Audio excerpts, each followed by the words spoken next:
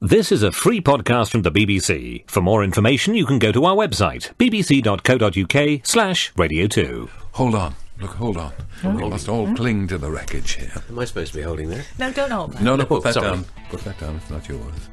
Francis near Dover, who's the Europe correspondent, says, we need look no longer for a Nancy. No, indeed we needn't.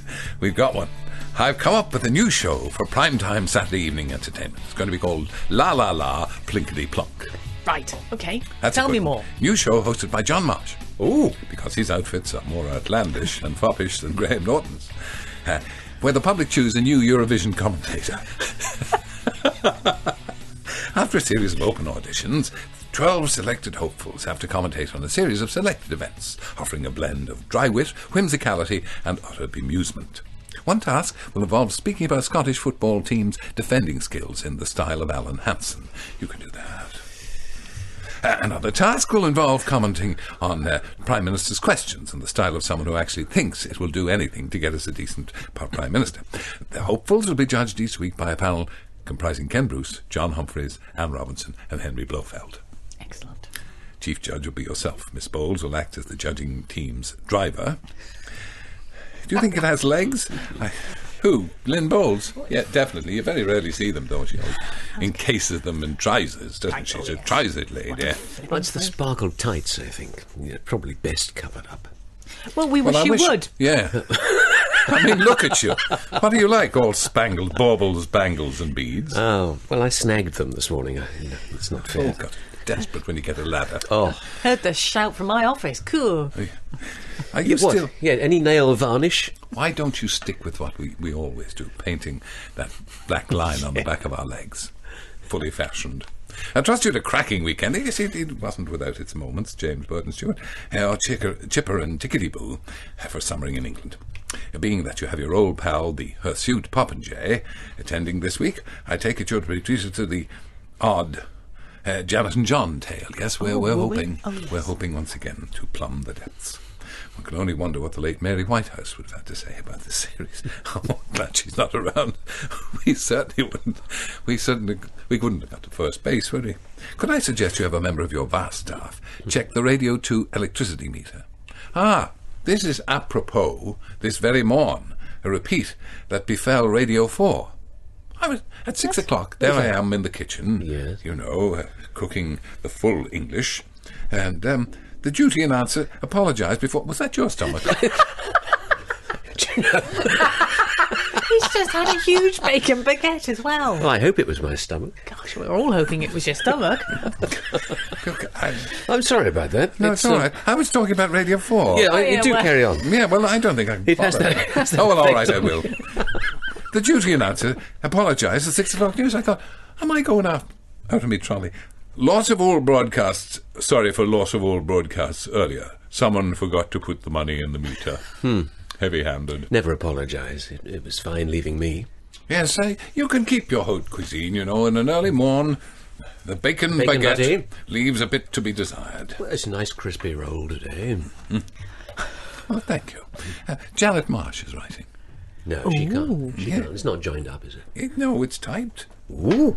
How come you've got my other half up there yet again? That wasn't. What was that? That was not my stomach. Listen, will you please stop with the body noises? It's people trying to eat their breakfast.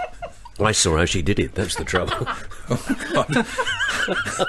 Well, last week, my John said he was going for a quick trip round the harbour before lunch. Yes. Next thing I know, I get a phone call saying, watch the TV news. It's him, in Cherbourg. He's been hanging on to a rope and a cable across the harbour entrance for over a week, in protest with some of his French sailor chums. Les matelots. Tells me we should stand shoulder to shoulder with our European allies, especially as they're giving him 2 crates of wine. And then when I think he's coming home, he sneaks in overnight, comes straight up to your place. Has he forgotten who he married? Eh? Send him home at once. I'm a normal, healthy woman. Come to me in a minute. I have needs. Knees. I need the fence painting. I need the toilet unblocking. I need the car serviced. A woman's needs are manifold. There is no doubt. Manifold? Have you got manifold? Oh, yeah. I thought you would have. And Tim Gustard, Captain, my captain. I've never been one for the Sunday papers, except when there's a free CD. You see, I can't be bothered to discover how to make a download on my computer. How does anybody do that? How anybody in the world does stuff like that? I don't know. Imagine my surprise when I read the paper. You didn't, did you, Tim? Here, and find out what's really going on in the world. Colleen. Is that how they spell it? That's how they spell it, yeah. That means it's a little girl, Colleen, in Gaelic. And the fiancé of that charming footballer chap. Yes, a decent fella. And, anyway, she's going to rid herself of bingo wings and a saggy bottom before her wedding day. Oh. Would that we'd all done the same, eh? Happier men. Had 2 full pages on that revelation. Presumably she let everything sag again once she got the ring on the finger. Another page and a half on the said wedding, which is to cost, wait for it, £5 million. She's quoted as saying she didn't want the usual wag wedding. What a weekend! I know, Pauline Lynch. I'm up to me armpits in food. I'll tell you more later. On Friday, at the supermarket, a lady gave me a leaflet informing me, says Pauline, that all anti-wrinkle cream products were now half price. And the following day, the same lady asked me if I'd like a free eye test. I then received a letter from my dentist, cancelling my October checkup appointment and rescheduling it for May of next year. I found it rather comforting that at least someone was confident that I'd still be around. Oh, if we're spared, Pauline. I read in my Sunday paper, since Francis Klonowski of Leeds, a good pal of ours, that a sustainable music festival in Somerset had to be cancelled, fallen victim to our wonderful English summer weather. Torrential rain had turned the site into a quagmire, and those who arrived early had to be towed off. So, not very sustainable then. And the name of the festival? Sunrise Celebration. And finally, I watched I'd Do Anything at the weekend. Oh, well, who didn't? And Britain's Got Talent. And I have to say, I was struck by the heartfelt, ringing endorsements given to the winner, Jodie, by Lord Webber and Sir Cameron Mackintosh. You can't trust the public. It must be comforting for Jodie to realise she has the support of the main men, and that she's in the position of many football managers who have the full backing of their club chairman. Very safe feeling, let me assure you. That's from Sven-Göran Eriksson. And Andrew Clark, writing from the long land of the long white cloud, listening to you on the Queen's birthday holiday weekend here in New Zealand. I'm sure that's not the way they speak in New Zealand at all. On the internet, just to say, the sprouts are in the shops, and the chocolate-coated ones on Halloween brought a smile to my face, if not to the local children. Andrew Clark, ploughing a lone furrow in New Zealand. Rex Fitup, friend to the Star, says, "Here, pal, I've seen the way forward for you at the weekend, if you want to get back in the public eye. You need to take up that breakdancing shtick, like that stripling what's won Britain's Got Talent. Hey? You done it a few years ago in that advert, didn't you? Well, yeah. So get them moves dusted off. Or get on the blower to Ant and Deck's office. Don't worry about the cost of the call. We'll make a few bob on this one. If we're quick enough, we might blow the kid out and get you on the Royal Variety. Ooh. I'm not sure. I'm sure. Well, are you sure or not sure, Treve of Battledon? I'm sure neither you nor indeed your chauffeur ever indulge in the menial and mundane task of car washing. No. The doctor has advised against it. He said my hands get chapped. Anyway, I was told once, says Treve, and you must believe it, by a Rolls-Royce owner, that using water is the only ideal way to achieve an immaculate finish when washing a car. These are useful tips, lads. Pay a bit more attention. I've followed this principle, and it really is effective. Using a hose and a brush wash the vehicle, using copious amounts of water, leave to dry naturally. Don't use any detergent or any other aid, merely running water. You will find the car dries without marks, and your wife will be able to complete the task in half the time, leaving time to spare for scrubbing the kitchen and the garage floors. And over the years, I've given a number of tips, such as the one today, and doubtless they've been appreciated by both your wife and your wider audience. Treve of Battledon, you're a boon. I think that's what you are. Crookie, of course, is putting it all in verse. And, oops, Nancy! His lordship was none too chuffed, as his favourite at last got rebuffed. And as for Cameron, it was Gotterdammerung, when in choosing Nancy the viewers fluffed. Though Jodie's a fine lump of a girl, Jessie was their West End pearl, though it was clear from the start who was born for the part. Let Graham give it a whirl. Burada tell, Burada, Polka Griffin. Recently, whenever I answer the phone, I think it must be Gordon Brown. Yes, we did hear that Gordon tends to ring up people. Say, hello, are you worried about the country? Well, I am. I think it must be Gordon Brown, as it's invariably a Scots voice on the other end of the phone. Do you think that maybe I'm not cut out to live in Scotland? Well, Polka Griffin, since you're Welsh, probably not. But where else would you live? He's in Aberdeen. I bet it's as dry as a bone there. Tim Gustard, flaming June. It's flaming June, and the flaming rain is coming down again. It's flaming June, it's damp and wet, me joints are racked with pain. It's flaming June, the landscape's green, the hedgerows white with flowers. It's flaming June, I can't see out for flaming mist and showers. It's flaming June, a flaming one I really can't remember. It's flaming June, it's climate change. We had June last December. Good morning to you, Frankie, of Stevenage. After the visit by Trinny and Susanna, to Steve Wright's show yesterday afternoon, I bet you're very glad you don't have guests on your show. Why, what do they get up to? They're a saucy pair. While I've no doubt that you'd have passed muster, they would have reduced poor old Boggy to tears when they met him, yes.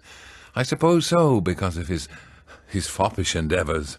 I hate to think of the comments they would have made about Lynn and Barrowlands, not to mention Ken Bruce. Yeah, let's not mention Ken Bruce. I think yourself lucky that your producer doesn't allow visitors, except those of the religious kind. We're very lucky to have them.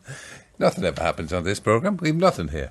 No prizes, no spots, no guests, no phone-ins. People often ask me, who come from foreign parts, and say, what do you do? I do a morning radio show. Oh, phone-ins? Do you have guests? Do you talk? Do you read the news? No, nothing. I had to watch Trinny and Susanna, and they were on the television last night, from behind the sofa. I usually watch myself from behind the sofa, Barbara Black Sheep. Anyway, it was Trinny and Susanna, wishing we hadn't plumped for the 40-inch television screen. Yes, they were getting everybody to take their kit off. Good job Mary Whitehouse isn't still alive. She'd have a fit. It was like the old days of watching Doctor Who with ghosts and ghoulies. Only last night there were no ghosts. What choices on the old entertainment box last night. Major Dicky got in a terrible state. Yeah, should it be Susie Perry's Gadgets or Kate Humble's... That's enough about Kate Humble's Little Birds. Susie won, and then we fell on Trinny and Susanna, fiddling about with the great British body and asking the public to strip naked. I know. These kind of programs, they definitely should contain warnings. Nice to know the sun is shining in the sunny southwest. Can you have a word with your newsboy for me? Sorry, Michael, it does no good. I know you're a reverend, but perhaps you could come up and sprinkle some holy water over him. He hasn't given us the usual June report on the state of the reservoirs in southern England. Yes, I suppose. If the rain stops, of course, it'll be the hosepipe ban. And you were commiserating with your news hound about the weather. Yes, he is hound-like. He keeps his nose to the ground, and nice and damp it is most of the time. After taking a shifty through the Radio Times, I can tell you who's to blame for this weather. The Gardener's World programme. Yeah, well, it's usually Bill Oddie's fault. They're taking a look at the climate change this week. What plants can survive a hot summer and the tender veg that can be grown outdoors? Yes, it was a couple of years ago that we were advised that we'd need to start cultivating cacti because of the fact that we wouldn't have any rain anymore because of climate change. That's bound to put the dampers on us having a decent summer. Can you do something, Terry? I can do nothing, Jill. I am powerless at nearly everything. Right? Well, you've seen that. Maybe if they do something on plants that survive the floods. By the way, they did the same last year, a piece on plants that survived drought. I know, yeah. We had a rotten summer last year, hadn't we? Am I right in thinking that April and a bit of May was okay last year? This year, as I say, up to our armpits in the water. You've been very remiss, or I've been remiss. Well, one of us has been remiss, Ian Lucas. You mentioned my 89-year-old mother, Muriel. Ah, yes, indeed. I'm very glad to do so, Ian. She even offered to clean my car for getting her name mentioned, and I would have accepted, but she was struggling to clean all the house windows first, and I didn't have the heart, especially as the garden needs weeding as well. Walter Butt. It's your time, isn't it, Walter? I've just been checking the Met Office website. I thought everybody would be relieved to know that the current heat health watch level is green. Temperatures are not expected to reach heat wave threshold values during the next 5 days. I'd say that's a pretty shrewd guess. And last night, Chuffer, good morning. What ho, me old seasoned crowd pleaser. Chuffer Dandridge, Shakespearean actor manager, at present resting and awaiting the white fiver still from Larry's descendants. Last night, Springwatch had all the excitement of a West End first night. They're still having problems with the Badgers not deigning to appear. I knew at once what was up. Did you? They obviously think they're stars now, the Badgers, and won't come out of their dressing room until their demands are met. I've seen it all before in Weekly Rep. Those Badgers will end up playing perms in a shampoo ad. You mark my words. I blame their new agent. The chap who does the Highland Report had a coat made out of a hedge so he could stalk wildcats. Now there's an act. Kate Humble said she had a pair of coal tits up a tree. Well, if she will climb trees in the rain. Aye, says Saunders, I went to the Macca gig at Anfield on Sunday. Splendid in every single way. I made the mistake of buying beer for me party of 8. It came to a nice round figure, 28 macaroonies. 28 quid for 8? Yeah. I was offered a box lid to carry the 8 bottles, and the bar staff kindly removed the caps to ensure the maximum chance of spilling the lot. I politely asked them to refrain from taking the caps off, and was told, no, we can't do that. It was to stop me throwing full ones from the terraces. At over 3 quid a pop, I thought this unlikely. I would have expected a footman to carry them for me. Good morning, Tugmeister. Good morning to you, Willie Eccles-like. I see that Sven-Göran Eriksson has joined Mexico as he gets about as their new manager. Apparently, before he left Manchester City, he was asked by the owner, Mr. Shinawatra, well, Sven, how close are we to a team that can win the Premier League and a Champions League? And Sven said, well, about 5 miles, I think. Which is the distance between the city of Manchester Stadium and Manchester United's Old Trafford ground. Very plucky of Sven, I thought. And still, he's off to Mexico. And Pat caught Blackheath. Just reminiscing about the fella in the Dublin cheese shop, shouting down into the basement, Mick, unchain the Limburger. You reminded me of the marketplace in my wife's hometown of Nuremberg, says Pat Codd, where on a stall I spotted a lovely lump of Limburger cheese and asked the stallholder if it would keep until I returned to London the next day. He picked it up and he sniffed and replied, Keep? Keep? What more can happen to this cheese? Now see here, I'm waiting down here in Broadcasting House foyer. Are you? Dud, it's Dud, about to do a seriously highbrow interview for Radio 4. And what are they playing? Your drivel. How can I get in the right frame of mind if all I can hear is you and some old rubbish music? Come on, raise the bar a little. Do something intellectual. I don't think there's an R in intellectual, but Ming the Merciless says before the various eco-bullies were banging on about all this whole plastic bag malarkey. Come on, Ming. Join the rest of us. We're doing our best.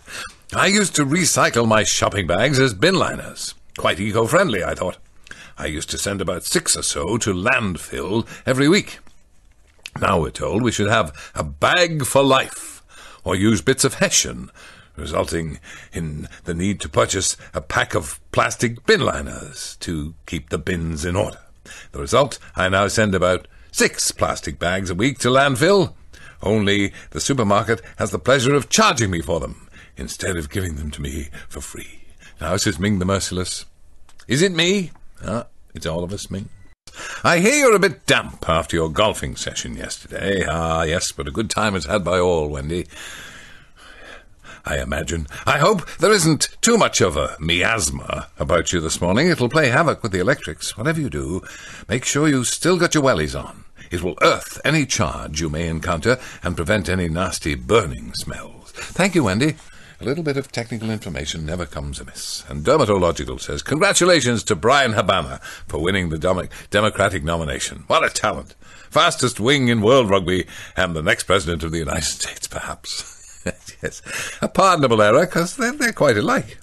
Brian Habana and Barack Obama, and I would certainly vote for Brian Habana. Oh, the fastest thing I've ever seen on a rugby field. Unbelievable. I see that a well-known supermarket, which shall remain nameless, is going to start selling sausages for 2 pence each. Apparently, the ingredients for these comestibles are pork, 34%, water, rusk, wheat flour, salt, raising agent, pork fat, wheat flour. No wonder bread prices are going up.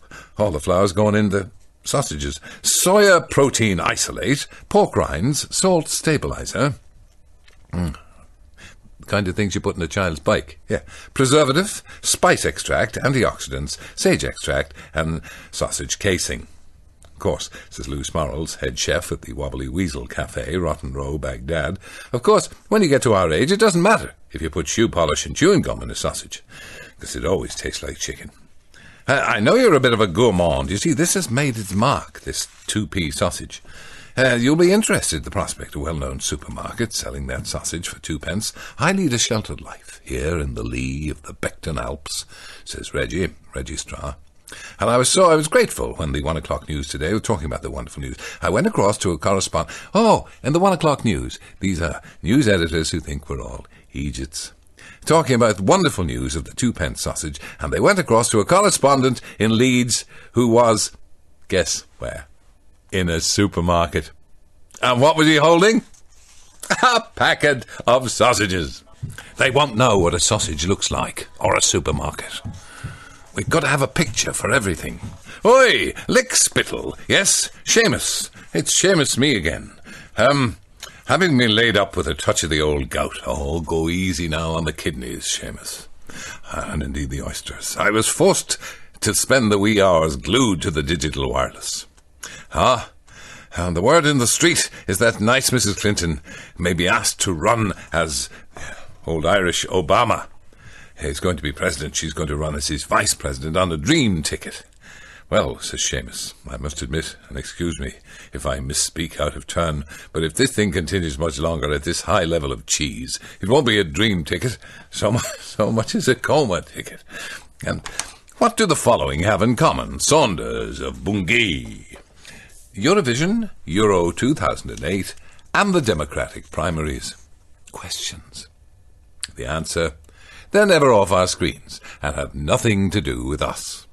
All this illustrates a simple truth of television life, says Saunders, who knows a bit. Things expand to fill the TV time available for them, especially when you buy the rights before you know England are out of Euro 2008.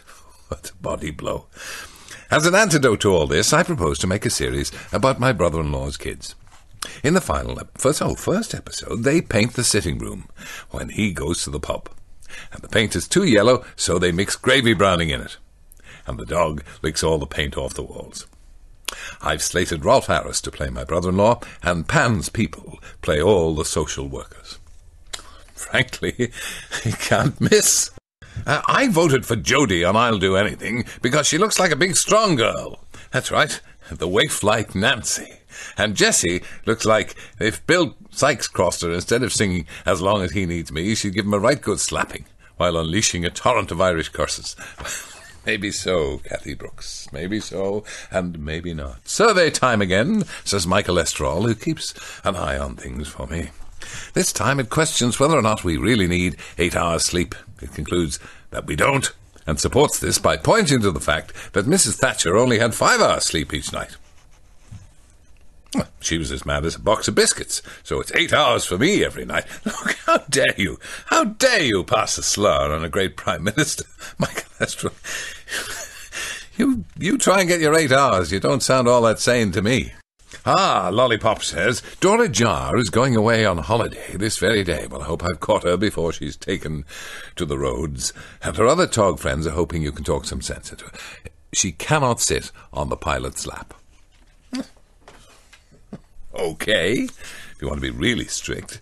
And Terry, good morning to you, Terry, from Terry. Last night, on the old goggle boxing, my wife and I were highly amused by a preview of a new superhero film starring Will Smith. Title of the movie is Hancock. And the prospect of a superhero who is A, permanently depressed, and B, inordinately British, has real appeal. So my wife Jill and I wondered, are there any plans for a superhero film based on Wogan? The royalties alone could make for a cushy retirement fund. I'm sure your other listener can suggest a suitable costume. Now, I don't know what all the fuss is about. What? Millicent bystander? I wonder, is Jim Bowen still on the hard shoulder of that motorway where he had to drive to save himself? Good man, Jim. I've been buying sausages for less than 2p each for ages. Yes, one of the supermarkets has come up with the idea of the 2-pence sausage. Yes. I get mine, says Millicent, from a local barber. Oh, really? And Mr. Sweeney Todd. He doesn't say what's in them, but they're really meaty. Oh, and not much fat. Oh, that's a relief. Boggy stood on the burning deck, his oars at rest in their rowlocks. Oh, The anchor... just stop there, please. Yes. It's a painful thing. Uckfield District Planning Committee are writing. No, I was there. Yes, they are. No, I was never there. Yes, look, you live there. Dear Mr. Marsh, thank you for your latest planning application. We believe we've been very tolerant of your schemes in the past. But frankly, your request to build a dry dock in your grounds in order to service your boat, the strangely named It Wasn't My Fault I Wasn't Steering, seem ill-conceived and poorly planned. Your suggestion of diverting the River Uck through your garden is preposterous. Is there a River Uck? There is. I'm afraid there is. Now, we're quite sure you've not made sufficient allowance for the locks and pumping stations required to empty the newly created Uck Basin, as you call it. Oh. Our other concerns include the fact that you're planning excavations to an extent the dock will accommodate up to 25,000 tonnes. Having seen your tub in action at the Uckfield Vintage Transport display, we're aware of its size. Only conclude you're planning the dock as a commercial venture. Johnny, you're a cunning one. For all your foppish ways and sailor's hat. I thought it was a winner, personally. Yes, I think you're on to a good thing. I wish I could say the same, because we've got a Janet and John story coming up. John goes for a bicycle ride. I never touched her. Janet and John. John goes for a bicycle ride. Do you like riding a bicycle? John does. John has a purple chopper with training wheels. Started already. See John put his best cycling costume on, a bright green lurex catsuit with a white circle pattern, a shiny red helmet, and solid silver cycle clips. Janet says, "You look like a bag of frozen Brussels sprouts." See John do a cross face. Ooh. Janet says, "Don't be long. Lunch will be ready in half an hour. We're having lasagna." John likes lasagna. See John's little pot belly. Not so little. See how fast John can ride down to the park. When John gets to the park, he sees Mrs. Sutton. "Hello, Mrs. Sutton," says John. What an appalling little he is. "Hello, John," says Mrs. Sutton. What fun. And John says, "I quite often see you in the park when I'm riding my bicycle." "Yes," says Mrs. Sutton. "My husband is making me some furniture. It's a surprise. I spend quite a lot of time down here. When it's windy, some of the big trees lose branches or even blow down. And Mr. Sutton often can't get the special wood he needs for turning.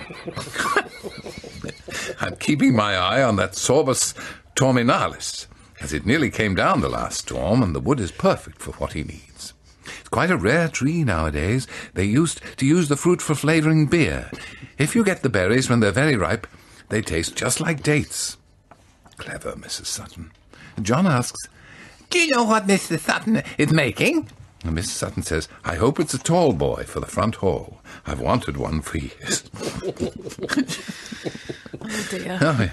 And John waves goodbye to Mrs. Sutton, pedals quickly home, ringing his bell all the way. Ding-a-ling. And when John gets home, Janet is just taking the lasagna out from under the grill. Janet says, "Did you have a nice ride, John?" "Yes," says John. "I saw Mrs. Sutton in the park. She said she spent a lot of time down there looking out for a wild service because her husband has been turning for years and has trouble getting wood. She said that if she waited around long enough, she might be lucky enough to get a tall boy in her front entrance."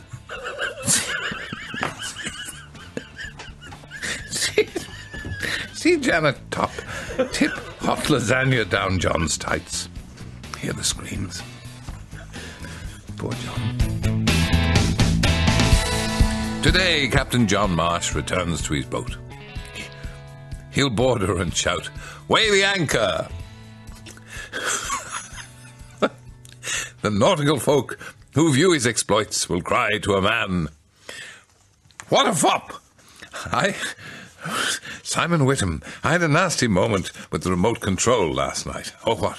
Don't tell me the lady wife tried to take it off you. Leaning over too quickly to grab something, I think I sat on it, and for a moment or two I was convinced Davina McCall had crashed Springwatch and was about to send Bill Oddie into the Big Brother house. In hindsight, not a bad place for him, although I'd rather we ditched Deadly Allen Coat there and gave us all 3 months' peace and quiet. That said, little chance of that he'd be out first. And it's very nice to get an encouraging letter like this. This comes from Mohammed Ayez Hajibai Shirasia in Wankana, in the district of Rajkot, Gujarat, in India. "Hi, I'm a student of the Master of Business Administration at Morbi, in India. I have a very large information about your great personality, so I'm impressing for your greatest record. I have developed a collecting autographed photo of great personalities of the world. I have received many autographed photos of the world's celebrities like Bill Gates, Prince of Monaco, Tony Blair, and many more. So I'd like to add one original autograph." Well, say no more. Don't get too many like that. "I'm feeling a tad jaded this morning, are you? Deb, here, let me calm you. Reason being, we had a mum's school night out last evening. Ooh. As I was getting ready, flattening my hair down with a liquor spit, attaching 2 earrings which nearly matched, and changing my flip-flops. It was a formal evening then. Mr. Arkle," this is Deb, of course, writing, "as is his wont, on the rare occasion I have a night out and need to leave early, phoned from Chiswick on his way home to say that a water main had burst, and he was stuck in traffic. Typical. Not to be outdone, I countered this by not feeding the kids, or a ridiculous menagerie of pets we keep, and hiding all the comestibles. I call this game Find the Food or Faint, furry friends and family. Anyhow, I got to the restaurant just in time. What a typical yummy mummy this is. Not to be outdone. Hey, I got to the restaurant just in time, intended to be a quiet, discursive gathering over dinner to talk about our respective children's progress. I'd say there's a responsive chord beating in many a young woman and mother's heart this morning, and how we might further their development. And then someone mentioned in passing that I occasionally drop a line to you in the morning. The next thing, all hell broke loose. Not Wogan, surely. I mean, he's just filth, slurred one lady, and she ordered another round of Bellinis. Our newly acquired Dutch mum from Amsterdam. Is he the guy who reads the little stories on Janet and John? They are really weird, you know. There's something not so right about them. After explaining the intricacies, schnauzers, wood, various food products, especially in the bakery, mentioning that I bought the CDs, I have a waiting list now of slavering yummy mummies lined up to borrow the discs. Yeah, but Deb. Yeah, but it's not for real. They were all the worse for drink. So, says Bill Hollowell of Peterborough and life president of the Togs there. So, it's back. Bigger, bolder, brasher, louder, shriller, more frenetic, hysterical, and in your face than ever. And that's just Davina McCall. We won't hear a word said against Davina McCall. A woman finds a man she likes. She marries him. This is from Cubist. She spends 25 years changing his car, his hair, his clothes, his job, his hobbies, his friends, his diet, his local, and his mind, and then she tells him, "You're not the man I married." So, Mayor Boris, has he returned from his little holiday? "I shall work ceaselessly," he said, "for London." And then he went off on holiday. He wants the Kiddywinkleys to learn Latin and Greek because Frankly, those were his strongest subjects. To help clean up street crime. Yes, indeed. Quintilian's thoughts on education in Instituto Horatio. Studium descende voluntate quae cogae non postest constat. Yeah, and estne volumen in toga an solum tibi libit me. And I can't really explain that one to you because it's dirty. Boggy Marsh. He has a boat. The oars are in the rocks. And then we just move on again. Oh, those who sail upon the Thames are diamond geezers, hidden gems, while those whose craft are on the Tyne are canny sailors, mighty fine. Those with boats upon the Clyde are never caught out by the tide. But those... Go on. Yes. Those who sail upon the Uck couldn't quite... The Uck is about 3 foot wide, I think, at its highest point. And yours is a big, big ship, is it not? Well, it's... It's not Bristol fashion at the moment, is it? No. What's gone wrong? It's suffering at the moment. I thought you said the telly wasn't working. You said... I can't tell anything to you. You blab it. Now everyone's going to think... telly on a But boat. Exactly. Now look what you've done, you see? No one's listening, Tell don't you worry. something in confidence. I bet you haven't got radar. You've just got a telly. I've got radar, but I don't know how to use it. It sits there beeping at me. Have you got a compass? A compost? You haven't even got a binnacle, although you claim I to have. polish it. It's well polished, my binnacle. Lynn, I even stained my wheel yesterday. you what? Oh, no, stained my don't. wheel. Let's not go into No, details. you stained your shirt yesterday. You stained your shirt, not your wheel. Say, Boggy bit his breakfast, a bacon-filled baguette. But the bacon baguette squirted in a way he won't forget. His ruffles are all slimy, his cravat has greasy spots, and his cummerbund was covered in lurid ketchup clots. Oh, look at my nice clothing, cried Boggy in a pet. How can I return it to the hirers being wet and greasy? It's all nasty. I'll have to pay a fee. I know I'll get the money back. I'll sue the BBC, and tomorrow I'll wear something to keep me safe and clean. I'll get my Tommy Tippy bib as a breakfast splatter screen. Oh, Katie Mallet. I am wearing an appropriate shirt today. Yes. Sort of Yes, red. orangey colour, yes. In case. That's right. In case the You old never know. ketchup fights back. We have a Janet and John story, Oh, children. excellent. Janet and John go to the dry cleaners. Don't say that I don't give you warning.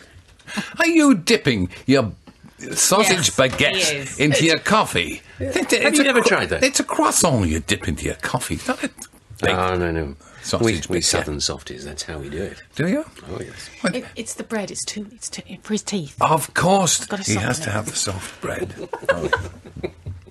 Janet and John go to the dry cleaners. Today, Janet and John are going to the dry cleaners. John has a lot of dry cleaning, and all of his clothes are made of satin, silk and lace. John is wearing his new summer outfit, purple gumboots, waterproof pink trousers, and a silver sou'wester with orange stars. As soon as John has been strapped into the safety seat, Janet drives into town, parks behind the dry cleaners, and John helps her carry all the dry cleaning into the shop. See Janet and John queue at the counter. "Can I go and play outside?" says John. He's getting worse. And Janet says, "Yes, but stay out of mischief if you can." "I will." John sees Mrs. Joy. John remembers Mrs. Joy used to work in the post office in the 1970s. Do you remember the 1970s? John does. See John dance the hustle. "Hello, Mrs. Joy," says John. "Hello, John," says Mrs. Joy. "What fun." Mrs. Joy says, "I only came into town to pick up a new gun bag for Mr. Bentley. We do a lot of shooting." John says, "I hope you don't shoot cute bunny rabbits." Oh, God. "No," says Mrs. Joy, "we go target shooting." John says, "Isn't that rather dangerous?" Oh, God.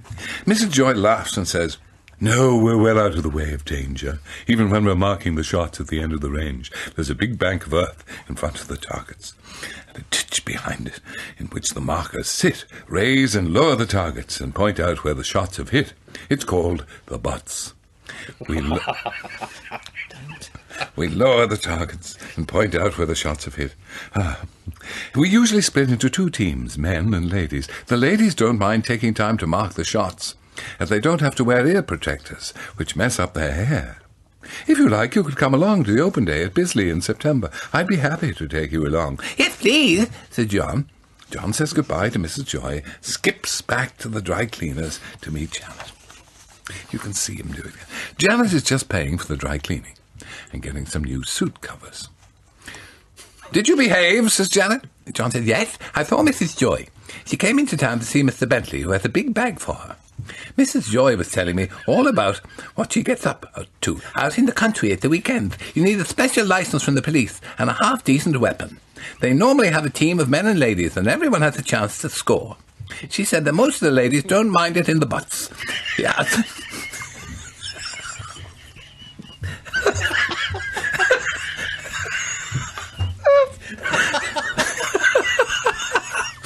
Yes. And they don't need protection from all the bagging.